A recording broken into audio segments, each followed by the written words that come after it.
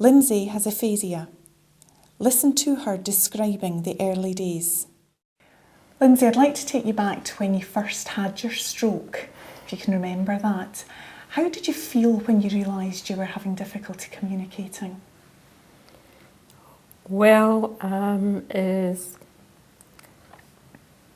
I was in a coma for some time, and when voices started to come through to me, I knew what the word stroke meant, and I knew that I couldn't move on the one side, but I had no idea of the communication problems. And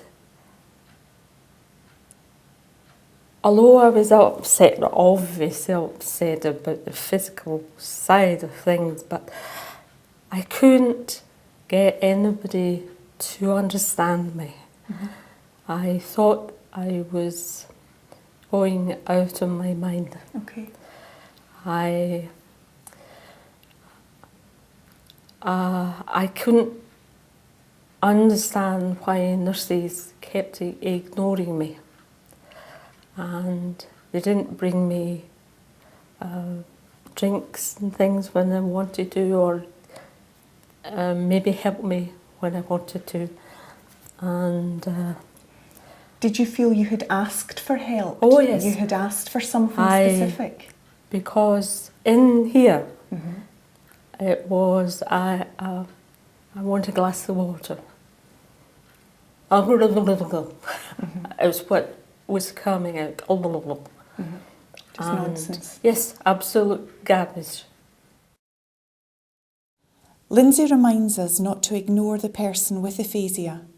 He or she believes they are communicating effectively, and it is bewildering for them to be ignored. Lynsey now describes the impact of aphasia on her communication.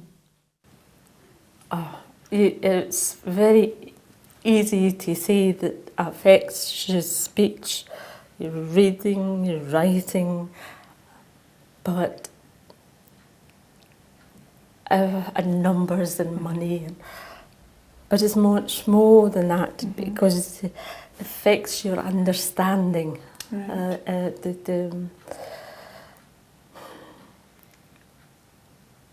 People can say things to me, and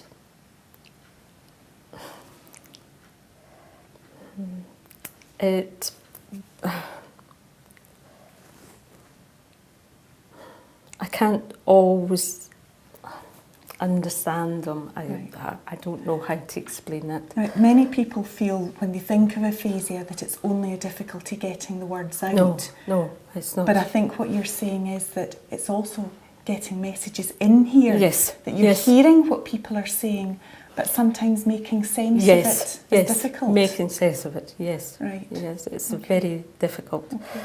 And tell me about some of the speech problems that you find you have with aphasia, Lynsey. Firstly, getting finding the right word. Okay, finding the word. And for it to be the sort of word that I want to say. So do you find you sometimes say one word and mean something because different? I can be, I can be thinking of a bus, just say a bus, for example, and have it I don't know, a cup and something. Not a car or something to get about on, but something totally different. We've been talking a little bit about some of the speech problems, and you've already mentioned that understanding can be a problem. That tends to be things people see in conversation, but you mentioned earlier reading and writing. How has your reading and writing been affected by the aphasia? What about your reading? Oh, my reading. I love reading. Reading was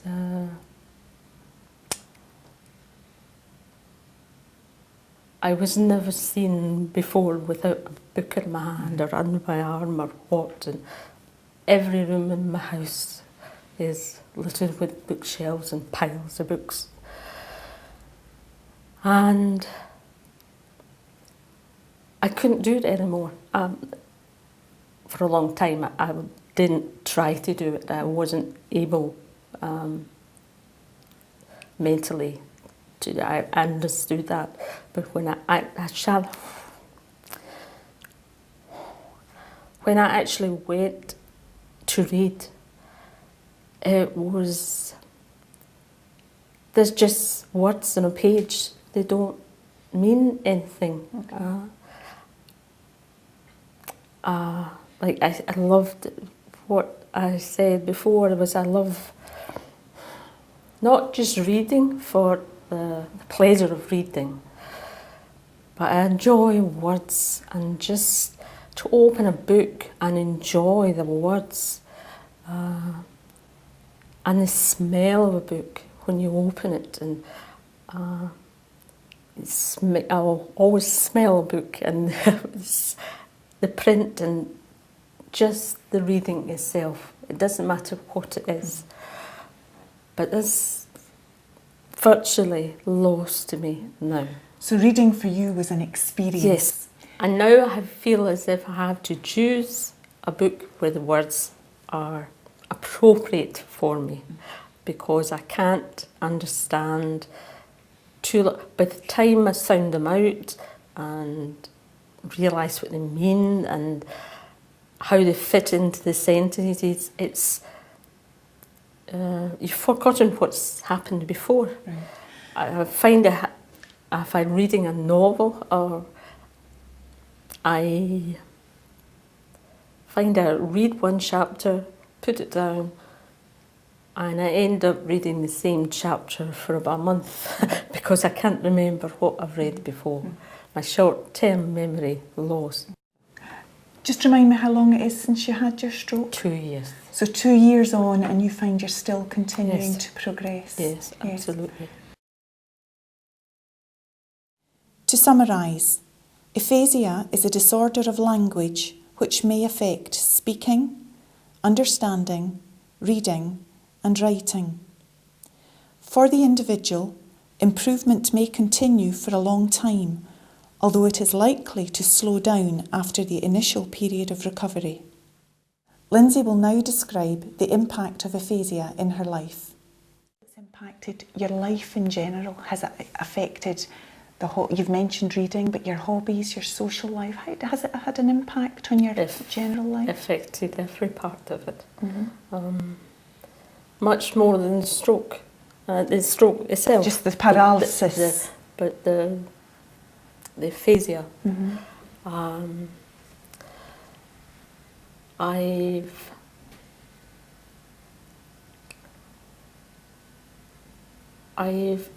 I went through a spell. I just excluded myself from social occasions because it was so embarrassing. Okay. And people get embarrassed, as well as me, because I'm struggling for words, and they know better than to come and say the word for me, but they're desperate to, and it's embarrassing in both ways. And I had an experience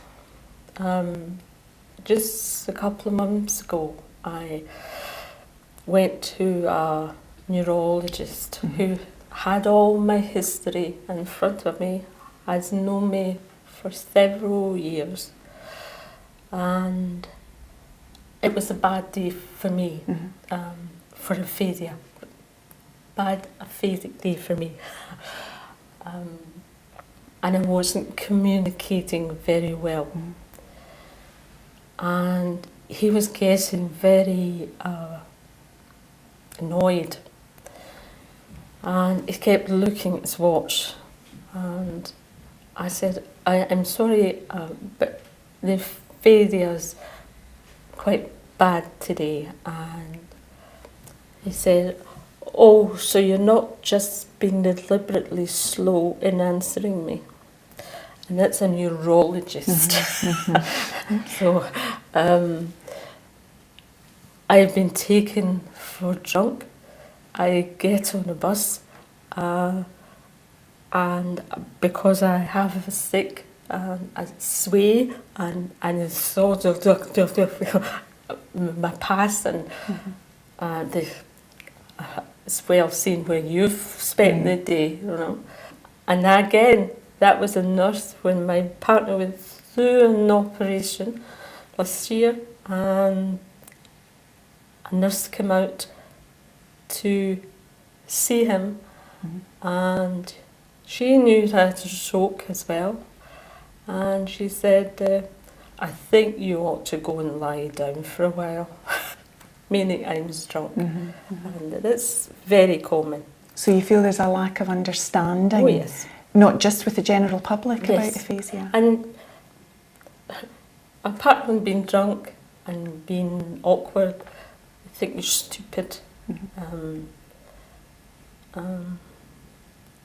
There's a lack of understanding about aphasia and everywhere. And that's not just in the general public, that's nurses, doctors, receptionists.